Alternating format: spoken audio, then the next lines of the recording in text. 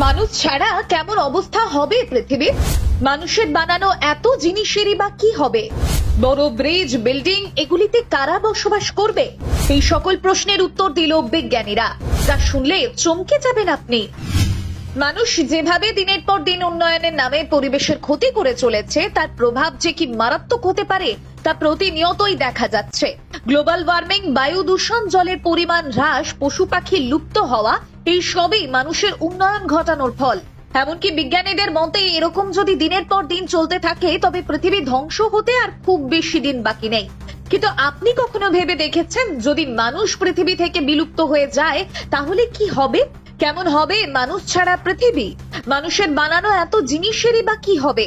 মার্কিন যুক্তরাষ্ট্রের আইওয়া স্টেট ইউনিভার্সিটির community and regional planning and urban ডিজাইনের সহযোগী অধ্যাপক কার্লটন বাসম্যাগিয়ান একটি নিবন্ধে এই প্রশ্নের বিস্তারিত উত্তর দিয়েছেন।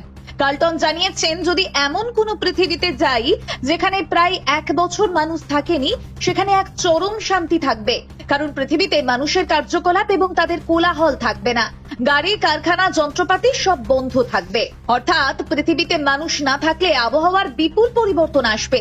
আকাশ আরো পরিষ্কার নীল দেখাবে, কারণ দূষণ থাকবে না।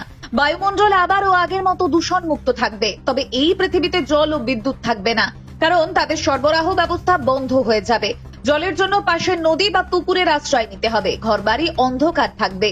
বিভিন্ন ঘরবাড়ি অত্যন্ত অপরিষ্কার হবে। মাকড়সার জাল বাসা বাঁধবে। পার্ক ও রাস্তার দুপাশে এলোমেলো ভাবে ঘাস ও গাছপালা দেখা দেবে। বিভিন্ন জায়গায় আগাছা সৃষ্টি হবে। এক কথায় প্রকৃতি মানুষের তৈরি সবকিছুর উপর কর্তৃত্ব করবে এবং মানুষের ইতিহাস তৈরি হতে শুরু করবে। সেই সাথে আরো একটি বিষয় দেখা যাবে, সেটি হলো মানুষ না থাকলে পৃথিবীতে জীবের সংখ্যা অনেক বাড়বে। কারণ হঠাৎ করে অনেক এলাকা বনে পরিণত হতে শুরু করলে সেখানে প্রাণীরা তাদের নিজেদের ইচ্ছা মতো জায়গা দখল করতে শুরু করবে, যার ফলে কুকুর, বিড়াল এবং অন্যান্য শহুরে প্রাণীর সংখ্যাও বাড়বে। এছাড়া অনেক নতুন প্রজাতির বিকাশও শুরু হবে, কারণ প্রাকৃতিক আবাসস্থল ও ঋতু পরিবর্তন হবে। কৃত্রিম স্থানগুলি প্রাকৃতিক জায়গায় পরিবর্তিত হবে এবং একই সময়ে জীবের মধ্যে অস্বস্তির সংগ্রামও তীব্র হবে। আর এভাবে কিছু সময় চলতে থাকার পর প্রায় 300 বছর পর মানুষের অধিকাংশ বড় বড় মেটালের তৈরি নির্মাণ, যেমন Eiffel tower, London bridge, Howrah bridge সহ বাকি সব ব্রিজ এবং বড় বড় বিল্ডিং শুধুমাত্র মরচে ধরা বা কোন রকম মেইনটেনেন্স না হওয়ার কারণে ভেঙে পড়তে শুরু করবে। এই নির্মাণগুলি ধ্বংসের ফলে বিভিন্ন স্থানে জমে থাকা জল সব স্থানে প্রসারিত হতে পারবে। আর জল ছড়িয়ে যাওয়াতে পশু পাখিদেরও বেশ অনেক সুবিধা হবে, যার ফলে নতুন নতুন প্রজাতির প্রাণীরা জন্ম নিতে শুরু করবে।